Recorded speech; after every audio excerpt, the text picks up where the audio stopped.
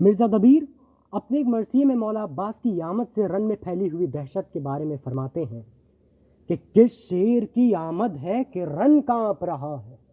رستم کا بدن زیر کفن کانپ رہا ہے، ہر قصر سلاطین زمن کانپ رہا ہے، سب ایک طرف چرخے کوہن کانپ رہا ہے، اور شمشیر بکف دیکھ کے حیدر کے پسر کو جبریل لرزتے ہیں سمیٹے ہوئے پر کو، ہے بد سے ہیں نوقلئے افلاک کے در بند، جلاد فلک بھی نظر آتا ہے نظر بند، واہ ہے کمر چرخ سے جوزا کا کمر بند، سیارے ہیں غلطاں صفت طائر پر بند، انگشت عطارد سے قلم چھوٹ پڑا ہے، خورشید کے پنجے سے علم چھوٹ پڑا ہے، خود فتنہ عشر پڑھتے ہیں اب فاتحہ خیر،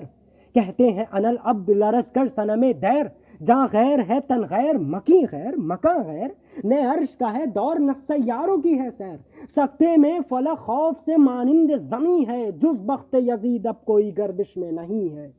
بے ہوش ہے بجلی پس سمن دن کا ہے ہوشیار، خوابیدہ ہے سب طالع عباس ہے بیدار، بے نور ہے منہ چاند کا رخ ان کا ضیا بار، پوشیدہ ہے خورشید علم ان کا نمودار، سب جزو ہیں کل رتبے میں کہلاتے ہیں عباس، کونین پیادہ ہے سوار آتے ہیں عباس، کونین پیادہ ہے سوار آتے ہیں عباس۔